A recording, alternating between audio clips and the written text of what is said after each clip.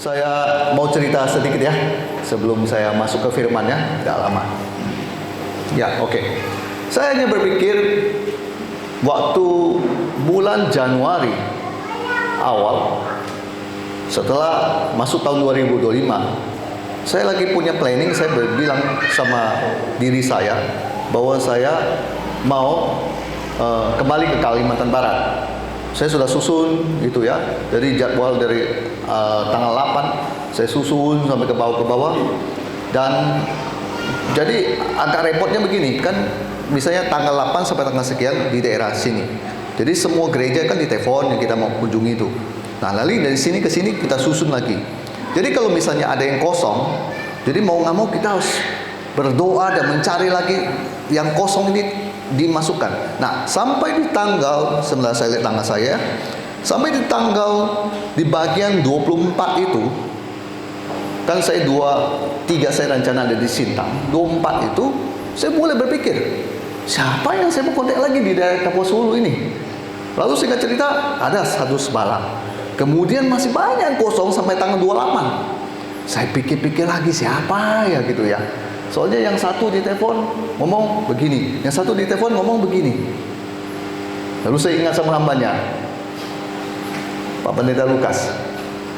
Ya, saya antara mau telepon dan tidak mau telepon. Maksud saya tidak mau telepon begini. Sebentar. Oke, ini nggak bisa dipastikan ya? Boleh. Saya cuma takut dia sinyalnya tadi. Oke, saya lagi berpikir begini, saya telepon dia atau tidak Tuhan ya? Lalu saya pikir, ya sudahlah, saya telepon saja.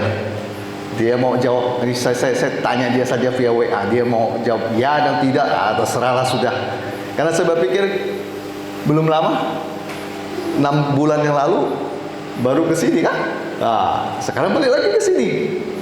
Apa yang saya pikir, dia paling bilang, aduh maafkan saya Pak Pendeta, seperti yang hamba Tuhan yang lain, maafkan Pak Pendeta, kami tidak bisa bla bla bla bla bla. Ternyata dia jawab, diterima. Apa yang saya pikirkan berbeda.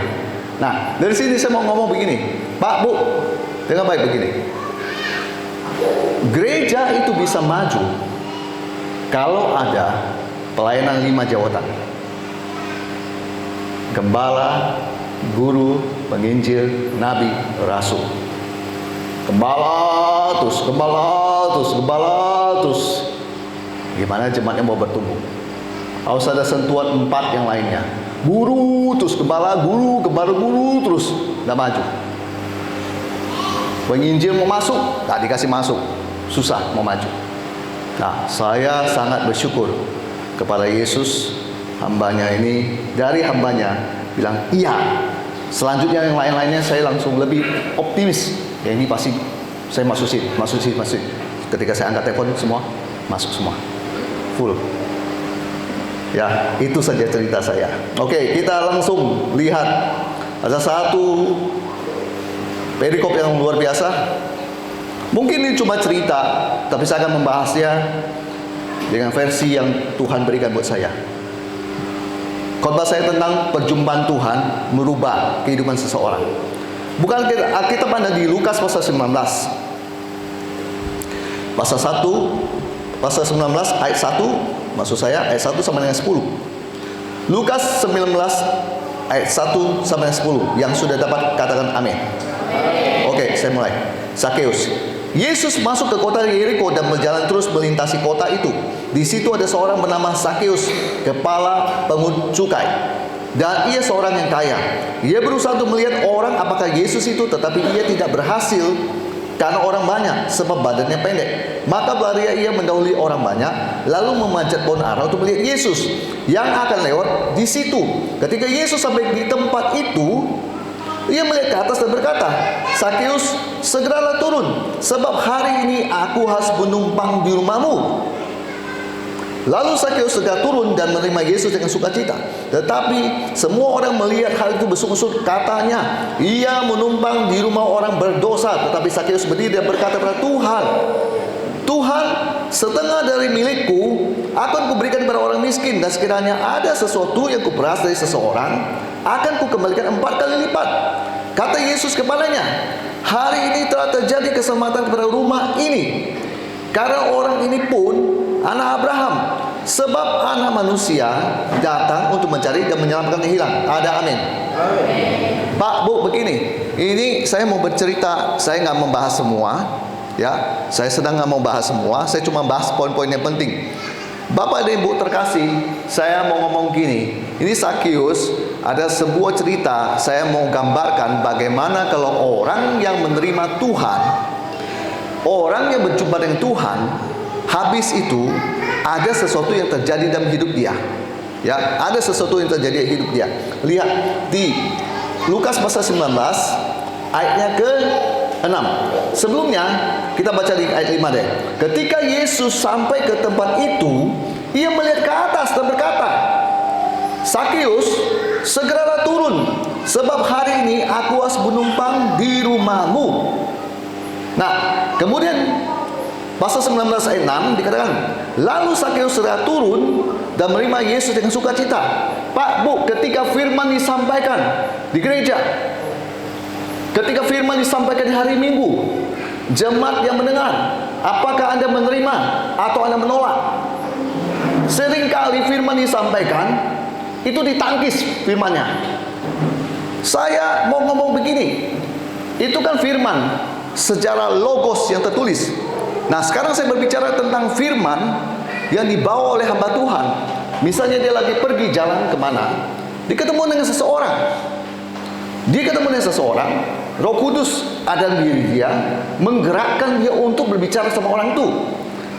Nah, saya menemukan di dalam kehidupan ini, ketika kita sampaikan suara Tuhan, yang saya sampaikan itu bersifat misalnya, Bapak sudah lama ke gereja ya. Dan kita memang tahu dari Roh Kudus bahwa orang ini sudah lama tidak ke gereja. Lalu ketika kita menyampaikan itu, ada orang menerima, ada orang menolak.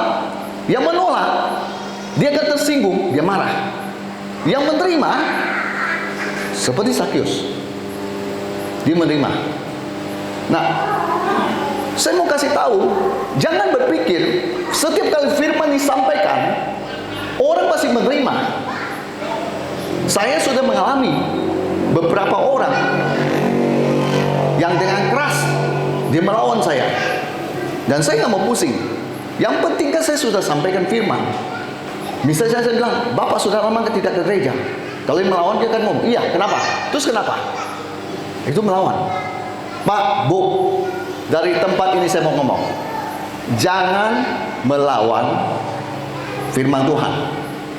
Kamu boleh melawan orangnya, tetapi ingat, dia yang Tuhan pakai untuk menyampaikan firman, kamu lawan firman itu, hidupmu bermasalah. Ada amin? Ada amin? Saya sudah banyak lihat orang yang akhir hidupnya melawan firman Tuhan, nggak pernah baik. Saya dari mimbar ini tidak menakut-nakuti jemaat dan mengintimidasi jemaat. Jangan baik.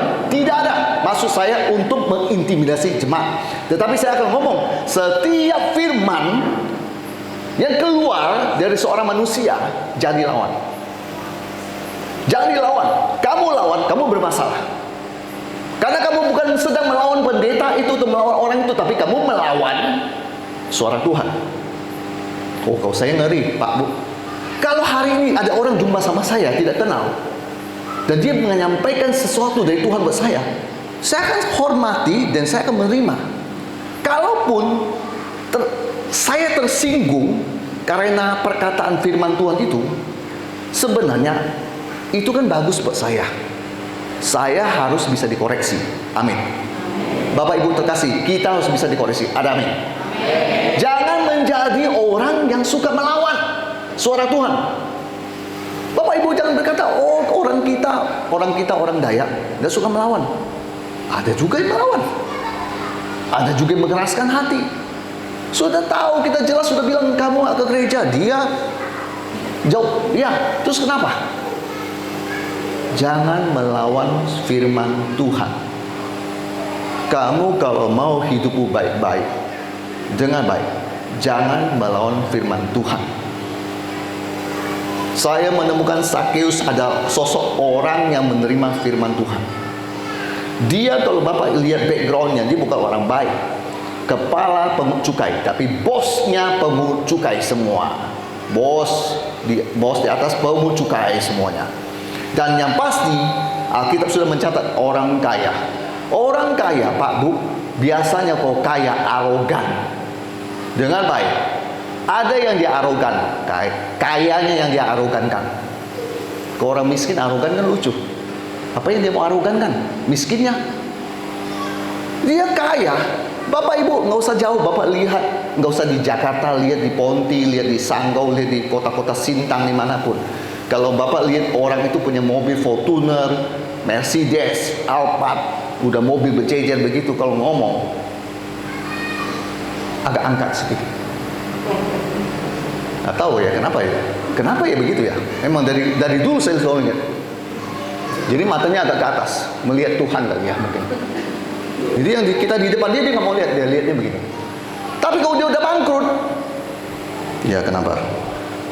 Kenapa? Matanya lihat ke bawah, nggak lagi ke atas. Kalau dia udah bangkrut, lihat ke bawah. Ya kenapa? Bisa saya bantu. Nah, kalau lagi diberkati, ya bisa saya bantu. Nah, kan lebih bergaya, suaranya agak ngebas settingannya. Biasa, orang kaya. Bapak Ibu jangan heran, nggak usah diherankan. Dia orang kaya, dia mau merendahkan hati, terima suara Tuhan. Yesus lihat dia. Yesus nggak kenal. Yesus nggak dapat bisikan dari masyarakat setempat.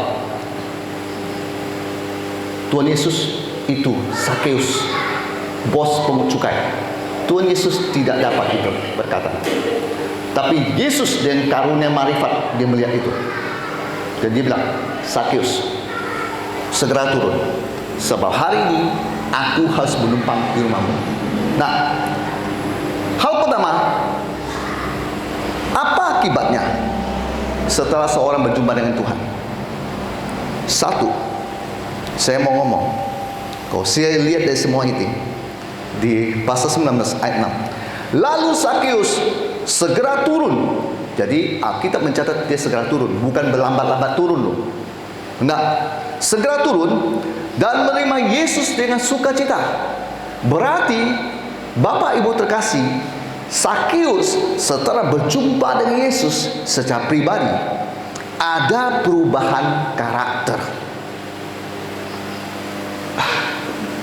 Kamu ngaku kamu Kristen 5, 10 tahun, 15 tahun, 20 tahun. Karaktermu tetap sama, sombong. Tadi seperti saya bilang, kamu punya Alphard, punya ini. Ya, itu yang kamu sombongkan. Kamu kenal Tuhan Yesus sudah 10, 15 tahun, 20 tahun. Ya, tolong jadi dorong. Tenang. Kamu kenal Yesus sudah 5, 10 tahun, 15 tahun. Tetapi kamu minjam uang, tetap mau balikin. Itu karakter gak berubah. Kamu kenal Yesus sekian lama, tetap emosi, temperamen, gampang tersinggung, tidak mau memaafkan orang. Dari mimbar ini saya mau bertanya, apa kamu sudah benar-benar mengalami perjumpaan Yesus secara pribadi? Berarti mungkin belum. Pastinya setiap orang bertemu dengan Yesus secara pribadi, karakternya akan berubah. Ini contohnya. Saya dulu kasar orangnya, gampang tersinggung, kasar, pokoknya kasar. Waktu saya kenal Yesus secara pribadi, emangnya 1 bulan langsung berubah semua? Tidak. Tetapi saya mengizinkan Tuhan mengubah karakter saya dari bulan ke bulan. Tapi yang jelas, saya berubah. Kalau dulu, Bapak Ibu terkasih, kalau di Jakarta, mobil saya dipepet sama orang, saya kejar. Nah, sekejar, saya akan permasalahkan, ya kan? Tapi kalau setelah saya mengalami Yesus, perjumpaan secara pribadi dengan Tuhan, ngapain saya kejar? Saya maafkan aja, udah. Amin. Amin. Sampai sini ada amin. Kalau Bapak Ibu terkasih bilang Anda sudah kenal Yesus secara pribadi, frustasi, dendam sama orang. Oh, saya ingat siapa yang bully saya. Ini si A, si B, si C, si D. Saya besar dari SMP saya dibully sama orang. SD saya dibully sama orang. SMA jadi preman, bukan dibully lagi. Saya membuli orang. Ya sama aja lah, dosanya juga ada, ya kan? Jadi buat apa ya? Saya ingat yang SD, SMP, SMA saya buat dosa, sama aja. Bukannya saya juga bersalah. Jadi kalau saya sudah bertemu dengan Yesus secara pribadi, di hati saya yang masih ada janggal itu saya harus buang semua itu. Amin. Amin. Pembentukan karakter dari Tuhan menghasilkan kamu menjadi manusia Kristus yang sepenuhnya. Yang ngerti, gini. Yang ngerti. Nanti Pak Pendeta Lukas ajarin di hari Minggu. Apa itu? Kalau kamu mau bertemu dengan Yesus secara pribadi, pasti Roh Kudus akan masuk dalam dirimu dan mengubahkan karaktermu. Nggak mungkin enggak. Kalau kamu bilang nggak berubah, Pak, oh berarti pertama saya akan ngomong, kamu belum jumpa Yesus secara pribadi. Kedua, Yesus mencoba masuk dalam dirimu, kamu tahan begini. Enggak. Yesus bilang, maafkan. Enggak. Benar kan? Benar, coba Anda pikir. Orang kalau sudah berjumpa dengan Yesus secara pribadi, Yesus akan ngomong. Petrus misalnya, berubahlah kamu. Masa iya kamu masih bisa menahan dirimu untuk tidak mau berubah? Kalau Yesus berjumpa dengan Anda secara pribadi, dia akan ngomong, sudah, jangan mencuri lagi. Kebiasaanmu adalah mencuri buah sawit. Lihat nggak ada orang sudah mulai mau panen nih, siapkan mobil, siapkan orang, curi hasil panennya, kemudian jual. Nggak ada yang tahu. Oh iya, Yesus tahu. Ya, nanti sebelah Yesus akan beritahu Pak polisi dan kamu akan ditangkap. Saya kalau orangnya tegas, kamu mencuri, kamu melakukan sebuah pelanggaran hukum, kamu akan berurusan dengan polisi. Kalau kamu ketemu dengan Yesus secara pribadi, masa iya gampang tersinggungmu masih kamu pertahankan sampai detik ini? Yesus yang saya kenal, Yesus yang berbicara sama saya secara pribadi, Hendrik, kamu gampang tersinggung. Memang saya gampang tersinggung dulu. Orang ngomong apa, kita nangkepnya apa? Orang ngomong apa, kita berpikirnya apa? Tetapi sejak saya bertemu dengan Yesus, itu sih buang. Dan Yesus bilang, buang. Ada orang yang bilang, enggak, buang. Enggak, buang. Enggak, itu melawan Yesus. Yesus sudah bilang, buang. Karaktermu Tuhan sedang mau ubahkan, karena kamu sudah berjumpa dengan Dia. Amin. Kecuali kamu yang kamu jumpa setan, di karaktermu yang kesetanan. Bagus kan bahasanya, kesetanan. Ini kan kesetanan kan? Oh marah, ambil botol, pecahkan botol, berantem sama orang. Itu kesetanan. Itu saya dulu. Makanya guru agama bilang, itu Hendrik temperamen. Dia masih ingat sama saya. Sudah pendeta, Bu. Oh, sudah berubah kamu ya? Oh iya, sudah berubah. Kan sudah bertemu dengan Yesus. Amin.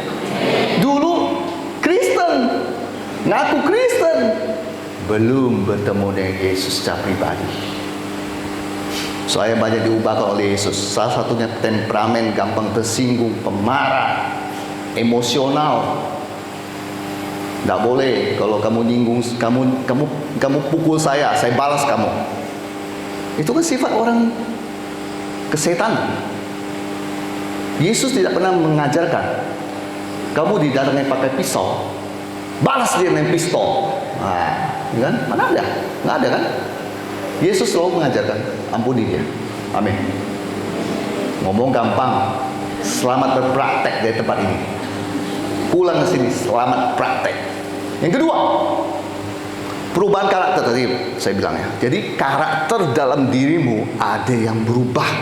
Kedua, kalau bicara karakter dalam dirimu ada berubah, Yesus, kalau kamu ketemu dengan Dia secara pribadi, Yesus mau kamu buang manusia lama kamu, yaitu karaktermu yang lama.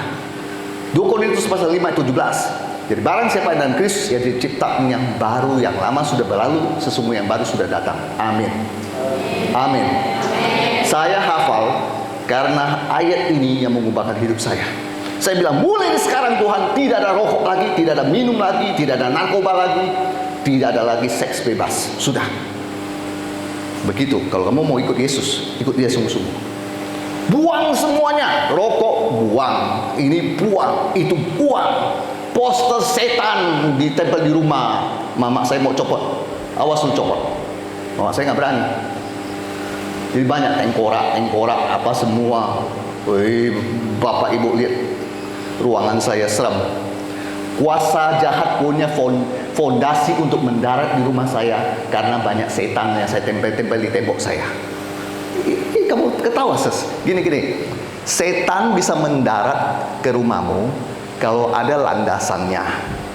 Kau bikin landasannya, pasang taruh jimat, taruh apa. Setan bilang, yuhui. Saya mendarat. Pesawat, kalau tidak ada landasan, jangan berpikir dia bisa mendarat. Mendarat di bekuan, roboh tuh pesawat, hancur lebur. Pendeta Frans ketawa. Benar kan, hancur lebur. Lodanya nggak tahu terpelanting kemana, sayapnya patah 3, patah 4 gitu. Tetapi kalau ada landasan, pesawat dengan nyaman, smooth sekali. Iblis bilang, yuhui, saya mendarat. Saya berkuasa di sini. Saya kuasai ruangan kamu. Saya kuasai semua atmosfer yang ada. Yang putih saya ubahkan jadi gelap semua. Dan saya yang bertahta di sini. Coba perhatikan, ada firman berkata, ketika seseorang yang kerasukan setan diusir dengan nama Yesus, kerajaan setan pergi, kerajaan Allah yang masuk. Itu fondasi firman yang saya mau bawakan. Kalau ku udah kenal Yesus, karakter lama buat. Amin. Nggak percaya, kita ke Kolose pasal 3 ayat yang ke-8. Tetapi sekarang buanglah semuanya ini, yaitu marah, geram, kejahatan, fitnah, dan kata-kata kotor yang keluar dari mulutmu. Ada amin. Kalau itu dalam hidupmu, karakter lama, Yesus mau kamu buang dan kenakan karakter Kristus dalam dirimu adalah kasih. Ada amin. 1 Korintus pasal 13, kasih. Silakan baca sendiri di rumah. Saya kembali lagi ke Lukas pasal 19.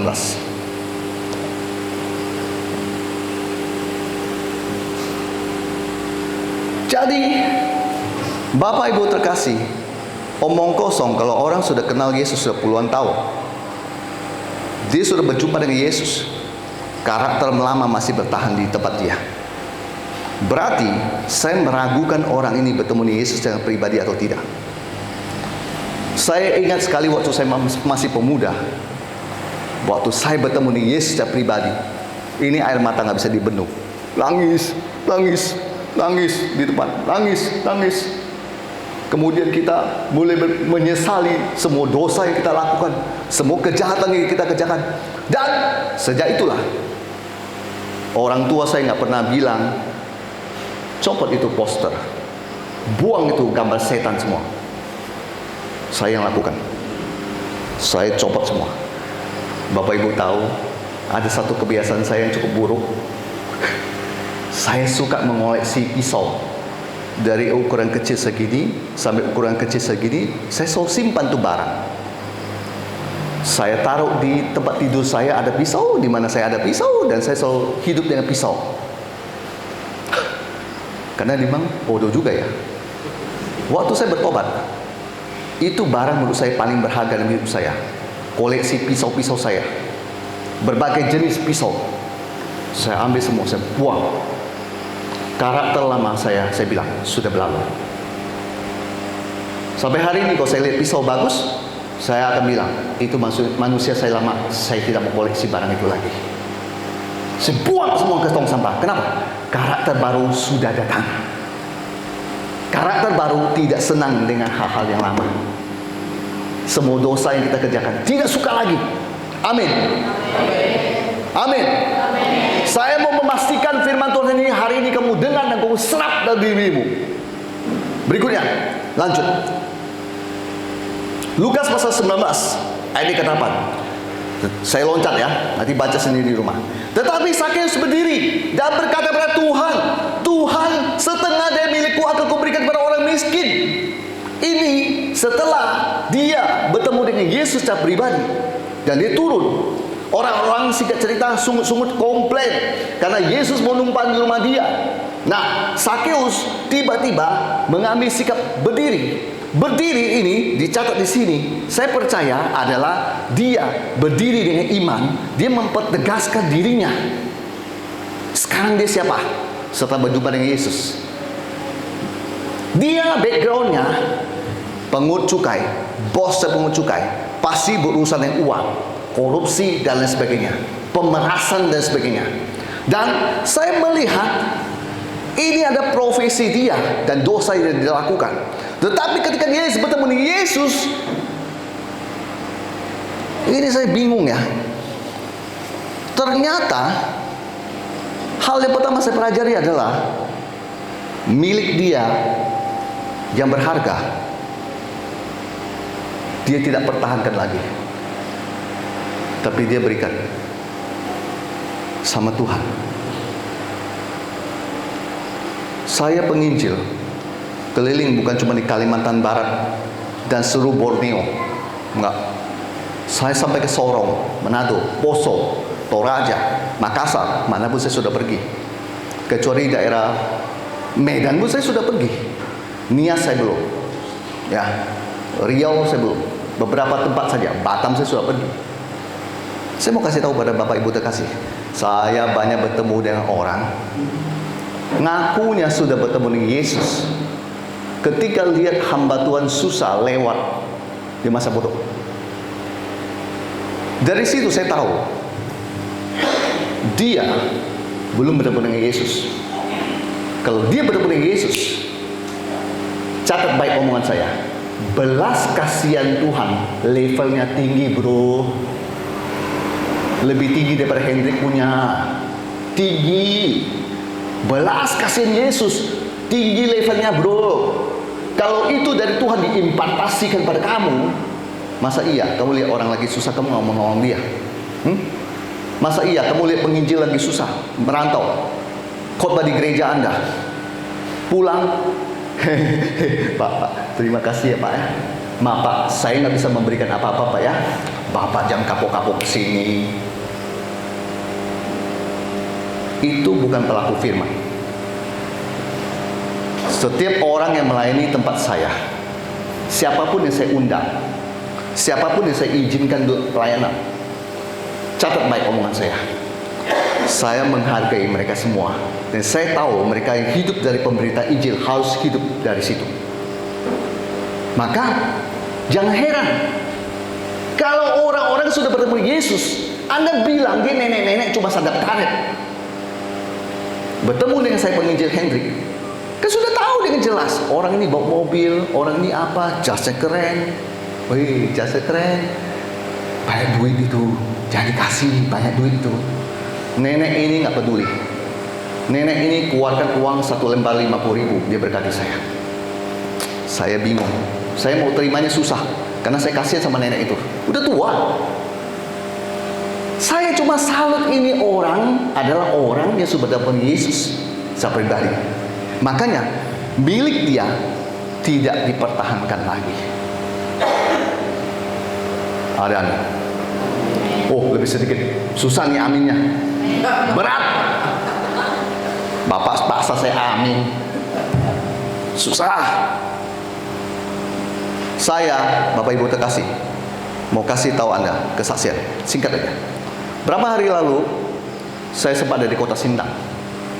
Memang di situ saya tidak ada jadwal untuk saya berkhotbah. Saya hadir ke sebuah gereja. Saya nggak mau sebut nama gereja. Itu teman saya, gembalanya. Saya duduk di situ. Selesai ibadah, saya pulang. Saya juga nggak berpikir dia mau traktir saya makan atau apa. Pokoknya saya sudah bilang sama istri saya, yang penting kita datang ketemu dia. Sudah, artinya ini teman, saya datang ke kota Anda, saya tunjukkan saya sudah datangnya Anda. Saya pulang, saya akan cari makan sendiri. Saya nggak mau repot dengan Anda. Waktu saya mau pulang, mata saya melihat pengerja di gereja itu. Ada 2 orang. Yang satu ini, yang satu ini. Dan Tuhan sudah taruh angkanya di otak saya untuk saya berikan buat dia. Saya penginjil full time, Pak Bu. Dengan baik, saya tidak bekerja. Tapi Tuhan taruh itu firman, taruh itu angka, duitnya berapa. Yang satu ini saya kasih berapa, yang satu ini kasih berapa. Jadi saya panggil, saya kasih. Udah setelah itu saya pulang. Saya pulang kan. Terhitung dari saya kasih 2 jam kemudian, saya dapat berkat ditambah 1 nol lagi di belakangnya. Kalau saya kasih 500.000, berarti 5 juta yang saya dapat. Nggak masuk akal. Tapi itulah kuasa Tuhan. Saya nggak ngomong bohong, Pak Bu. Ini kesaksian hidup saya. Baru berapa lama saya disintang, itu kejadian terjadi. Pak Bu, sekarang saya mau ngomong gini. Kalau Anda belajar dari kisah Sakeus, Anda akan belajar bahwa orang kalau bertemu dengan Tuhan, mengalami perjumpaan secara pribadi dengan Tuhan, nggak ada milik dia akan dia tahan. Kalau Yesus bilang, kasih. Pak, Bapak kalau mau ngasih, lihat tuh orang, mobil tuh yang dia bawa, Pak, jasnya keren, Pak. Dengan baik, saya kalau Tuhan suruh kasih, saya nggak mau melihat fisiknya apa. Ketaatan lebih penting dari semuanya. Sorry, banyak orang tidak diberkati karena tidak taat. Saya harus mengatakan kebenaran ini. Banyak orang tidak diberkati karena tidak mau taat. Dia selalu memimpikan berkat dari Tuhan, berkat. Tapi Tuhan bilang, aku testing kamu dululah. Kamu keluarkan duit di dompetmu, kamu kasih buat orang itu. Mau kamu kasih? Enggak. Ini kan dia kan punya duit, Tuhan lihat dia. Tuhan nggak mau kamu berdebat dengan dia. Tuhan mau kamu mau tunduk dan taat. Amin. Amin. Belajar kalau kamu mau diberkati, kamu taat. Belajar kalau kamu mau diberkati, kamu lakukan. Selang 2 jam aja, tambah 1 nol. Luar biasa. Saya nggak pernah lupa kisah itu. Dan saya ngomong sama istri saya bilang, kamu tahu tadi saya tabur berapa duit? Karena yang saya tabur istri saya nggak tahu. Kan tangan sini kasih, ini nggak usah kasih tahu. Saya nggak pernah kasih tahu istri saya. Tapi setelah itu sudah terjadi, saya kasih tahu istri saya. Dan lucunya, Bapak Ibu terkasih, yang ngasih saya duit itu adalah orang bertahun-tahun saya lihat di gereja itu. Dan dia tidak pernah memberikan persembahan kepada pendeta manapun. Tetapi dia ketemu saya, dia kasih. Saya bingung, kenapa dia melakukan itu? Dan saya mau memikir dan cuma bilang, Tuhan yang gerakkan dia. Tuhan yang gerakkan dia. Tuhan bisa gerakkan siapa saja, Bapak Ibu terkasih. Jangan membatasi Tuhan, Bapak Ibu terkasih. Ingat, jangan membatasi Tuhan. Tuhan bisa bekerja dan gerakkan siapa saja. Yang kau pikir burung gagak, tetapi dia kalau Tuhan utus, tetap dia akan bawa berkat itu buat kamu. Burung gagak melambangkan pelit, kikir, rakus buat dia sendiri. Tapi kalau Tuhan pakai burung gagak juga nggak bisa berbuat apa. Amin. Saya suka flow Roh Kudus hari ini. Gini, Tuhan setengah milikku akan kuberikan kepada orang miskin. Kalau dia punya kekayaan 15 M, berarti 7,5 M janji dia orang miskin. Ini orang kau ngomong kau nggak mikir ya? Saya pikir. Oke, lanjut. Dan sekiranya ada sesuatu yang kuperas dari seseorang, akan kukembalikan 4 kali lipat. Ya ampun. Berarti kalau gini Sakeus habis ini bangkrut total. Bangkrut total. Orang yang dia peras. Tadi kan saya bilang, dosa apa? Korupsi, peras orang. Benar kan? Ini ternyata terbukti kan? Peras. Ada orang saya peras 20 juta. 20 juta kali 4, 80 juta. Saya akan balikkan. Kenapa orang ini bisa berani berbuat begitu? Karena dia yang berikutnya adalah Dia orang yang mau berdamai dengan siapapun. Kalau orang sudah berjumpa dengan Kristus secara pribadi, dia adalah orang bisa berdamai dengan siapapun, dan dia bisa berbuat baik kepada orang-orang yang sekalipun sudah menjati dia. Kamu percaya? Kamu percaya? Kalau orang sudah ketemu Kristus, adalah orang yang bisa begitu. Amin. Saya punya satu dendam waktu saya masih remaja. Dendam saya adalah saya dikeroyok sama orang-orang. Saya nggak mau sebut suku lah. Pokoknya saya dikeroyok sama orang-orang. Saya ditendang, saya dipecah bibir saya dihajar dan sebagainya. Saya bawa dendam itu ke Jakarta dan pulang. Saya bilang, saya satu persatu saya akan bikin perhitungan sama kamu. Ternyata nggak dapat orangnya.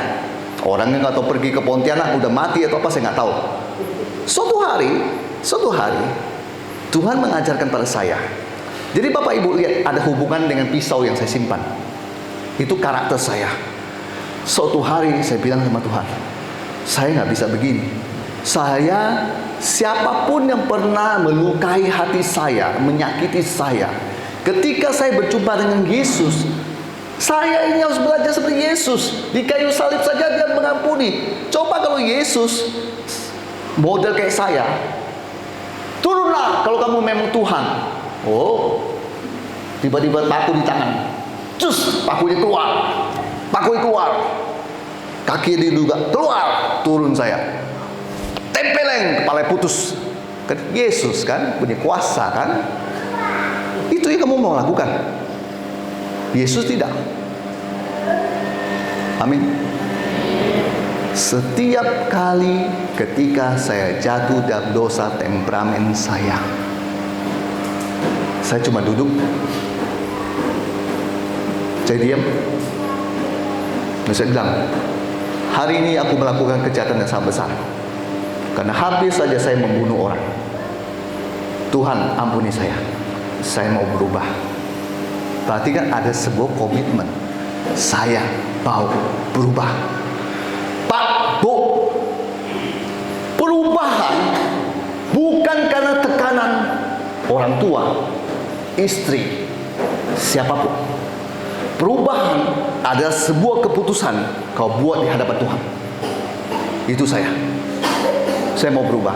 Istri saya pernah melihat itu, dia melihat saya sosok yang sangat mengerikan. Bapak, kalau Ibu tahu sosok mengerikan, ya Bapak Ibu sudah tahu. Tapi saya nggak malu untuk saya cerita. Itu sudah bertahun-tahun yang lalu. Saya sudah bertobat. Saya sudah berubah. Saya memang sudah ketemu Yesus, tapi proses saya itu berat. Orang itu nyakiti saya. Orang itu melakukan sesuatu yang di luar batas. Sudah berkali-kali disampaikan 7-10 kali, masih tetap begitu. Dia cari masalah dengan saya. Akhirnya lepas kontrol, ditunggangi oleh iblis lewat temperamen saya. Ya sudah. Setelah itu saya sadar, istri saya nggak berani ngomongin saya cuma ke belakang. Saya merenung, Tuhan, salah besar saya hari ini.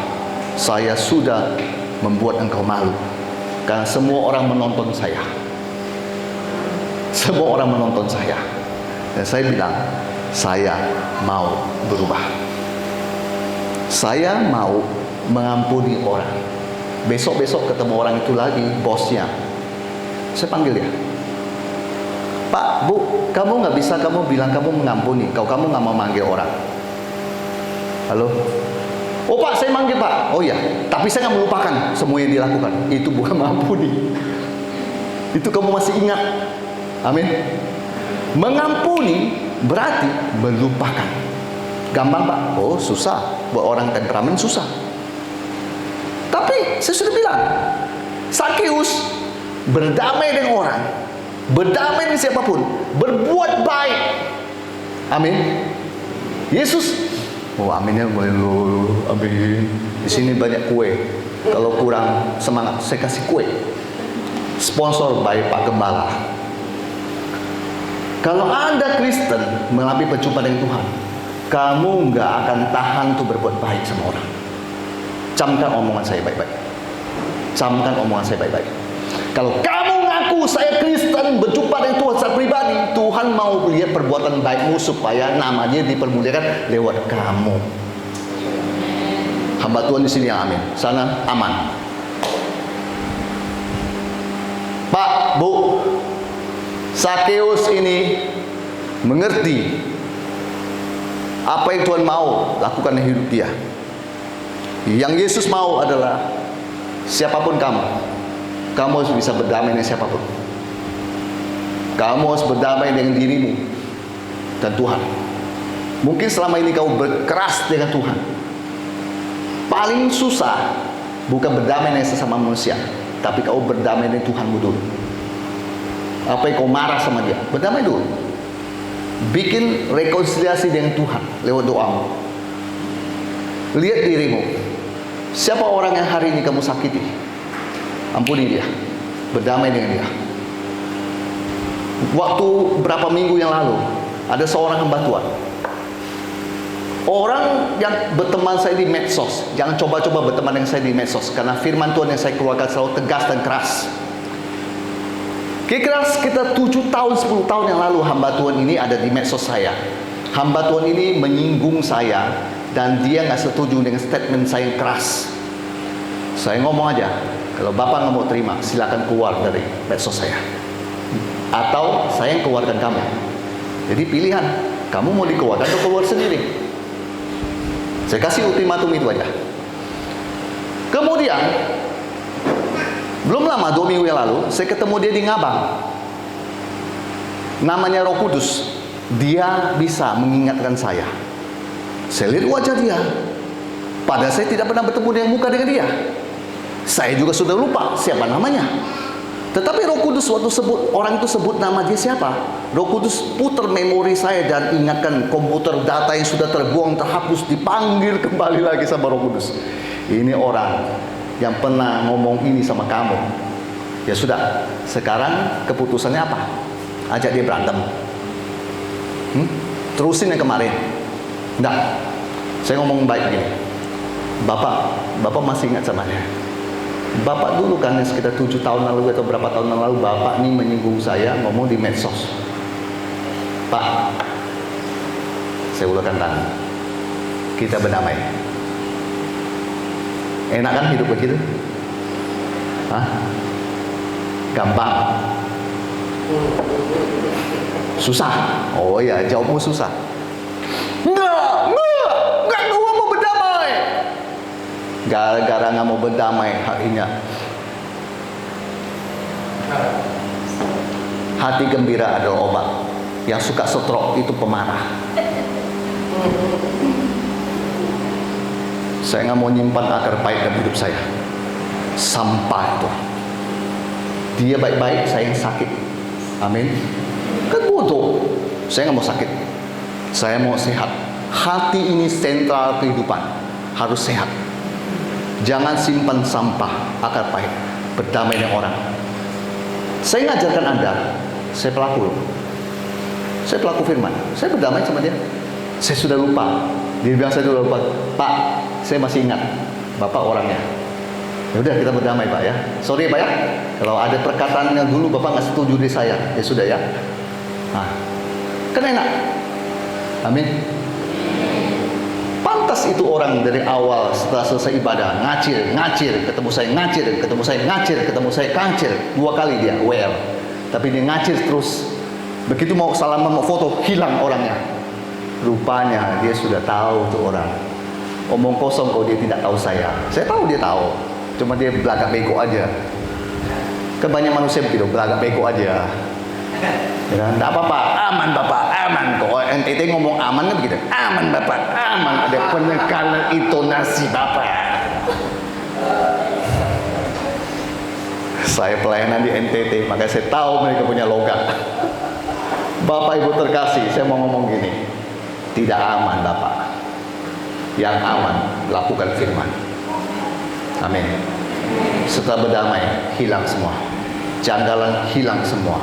Semua menyangkut di hati, hilang semua. Enak kan hidup begitu? Yang terakhir. Sebab, 9.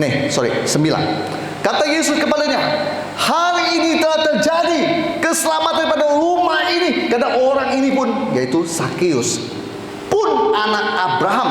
Sebab anak manusia datang untuk mencari dan menyelamatkan yang hilang. Ada amin. Yang terakhir adalah begini. Orang yang akibat dari perjumpaan dengan Tuhan secara pribadi, dia beroleh keselamatan. Khotbah saya sudah selesai. Terakhir, Sakeus atau orang yang mengalami perjumpaan secara pribadi dengan Yesus, dia memperoleh keselamatan. Keselamatan itu lebih dari semua harta di dunia. Kau punya 10M, duitmu kau pikir banyak, atau ngomong 50M, tetapi mohon maaf, keselamatan tidak bisa kau beli. Kalau Yesus bilang neraka. Hanya orang yang mengalami perjumpaan sepribadi dengan Tuhan, saya berani kata, dia beroleh keselamatan. Memang mengaku mulut dengan Yesus, percaya akan diselamatkan, amin. Dibaptis diselamatkan, amin. Tetapi saya mau ngomong, orang yang mengalami perjumpaan sepribadi dengan Tuhan, dia memperoleh keselamatan. Yesus sendiri ngomong, dia datang untuk mencari orang-orang yang hilang, yang tidak selamat. Yesus tidak mau kita hilang. Yesus makanya utus saya untuk memberitakan firman ini supaya Anda jangan hilang. Yang sudah merasa sudah lama nggak ke gereja, jangan hilang. Yang sudah merasa kamu sudah malas kamu beribadah, jangan hilang.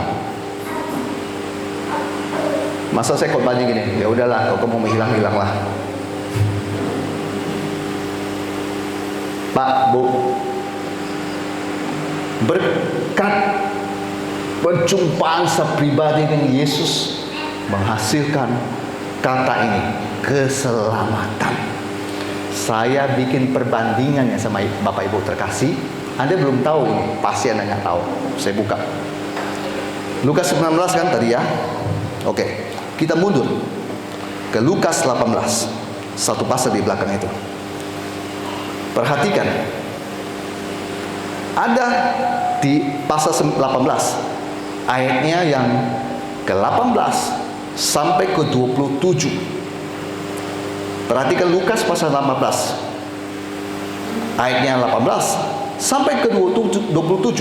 Itu omongan panjang lebar, tetapi perikopnya adalah orang kaya suka masuk kerajaan Allah. Singkat cerita, kalau di sini dibahas pemimpin, di Matius, Markus bahasa berbeda. Bahasanya adalah anak muda, orang muda. Intinya yang dibahas sama Matius sama Markus adalah bahwa orang ini bukan orang sembarangan, bukan seperti Sakeus, tetapi orang ini sudah mengerti Taurat dan mengerti semua firman Tuhan.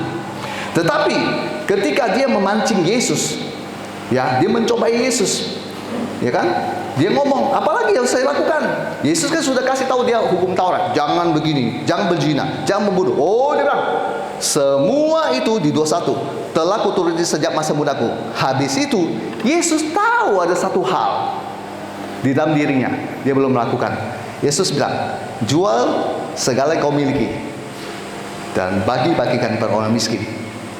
Di poin ini, orang ini saya sangat yakin dan percaya tidak beroleh keselamatan. Tetapi Sakeus di Lukas pasal 19 selamat. Kenapa?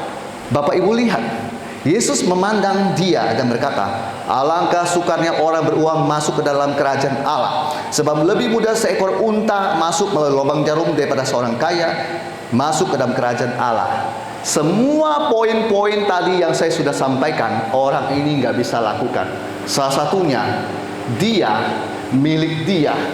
Dia anggap itu milik dia. Dia anggap itu hasil kerja keras. Dia anggap itu keringat dia. Ketika Yesus bilang, lepaskan itu, oh susah. Dan dia nak mau taat. Saya sangat yakin orang ini nggak selamat. Sebaliknya, kalau Bapak Ibu lihat di Sakeus pasal 19 ayat 9 sampai 10, di situ dikatakan bahwa keselamatan terjadi pada rumah ini karena Sakeus pun anak Abraham. Di sini saya tahu bahwa satu pasal sebelumnya Yesus bertemu dengan seorang yang tahu firman, tahu banyak sebenarnya, tetapi dia nggak bisa melakukannya. Dia cuma melakukan Taurat. Ketika Yesus singgung satu lagi, harusnya semua Taurat sudah dilakukan kan? Singgung satu lagi. Kalau memang orang ini mau selamat, mau memperoleh berkat dari Tuhan, lakukan saja. Apa susahnya? Amin. Amin. Saya tutup khotbah saya. Boleh? Ibu standby sini. Yang pemain keyboard tadi.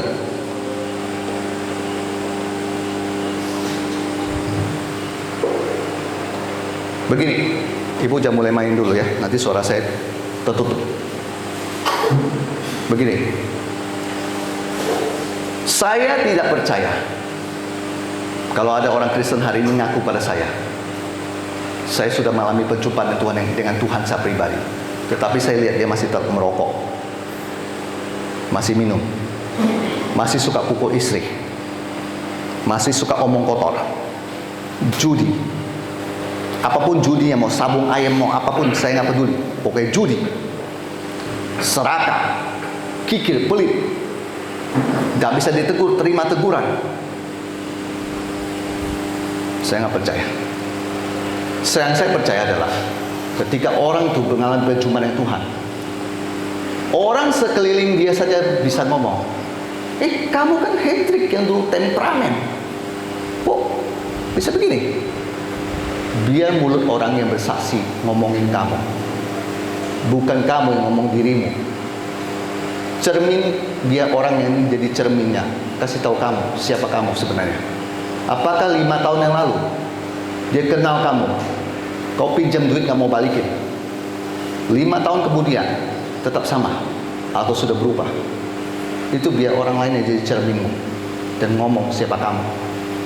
Yang saya tahu, setiap orang berjumpa dengan Tuhan secara pribadi, dosa-dosa itu semua buang, dan karakter lama dia buang. Ada karakter baru dari Kristus masuk dalam diri dia. Yang berikutnya, masa iya kalau orang berjumpa secara pribadi dengan Tuhan, kalau ditanya, Bapak Ibu di sini siapa yang membaca Alkitab? Semua begini. Nggak ada yang begini. Yang begini nggak ada. Ini kan setengah-setengah. Ini pun nggak ada, cuma gini aja. Kalau dulu saya di diskotik, orang begini, orang yang godek-godek, sambil minum itu pil namanya inek, saya panggil inek. Dia sapi gitu, matanya begini. Kalau kamu mengalami perjumpaan dengan Kristus sepribadi, omong kosong kamu nggak membaca firman Tuhan. Sebab orang yang berjumpa dengan Kristus sepribadi mencintai firman. Ya. Nggak ada ngomong ngantuk, nggak ada ngomong ini, nggak ada ngomong sibuk, nggak ada alasan, nggak ada. Yang ada cuma saya cinta Yesus, saya sudah berjumpa dengan Dia secara pribadi, saya sudah diubahkan, saya mau cari suaranya, firman-Nya. Kalau orang bertemu dengan Yesus secara pribadi, ketika Yesus bilang, keluarkan dompetmu, tarik 1 lembar 1.000, kasih buat dia. Kalau kamu ngaku berjumpa dengan Yesus secara pribadi, ini kita sedang berbicara Roh Kudus mengendalikan kamu. Kamu nggak mau dikendalikan, kamu gini-gini dia. Nggak. Kamu mirip keledai yang liar, nggak bisa dikendalikan. Kita nggak mau jadi keledai liar. Kita adalah domba Allah. Amin. Amin. Amin. Kita ada dombanya Allah. Kiri, Hendrik. Kiri. Kanan. Keluarkan dompet. Kasih. Enggak, Tuhan. Itu nggak nurut. Kasih, Tuhan bilang. Kasih. Tuhan bilang, dengan begini baru terbukti kau sudah berjumpa dengan aku secara pribadi. Amin.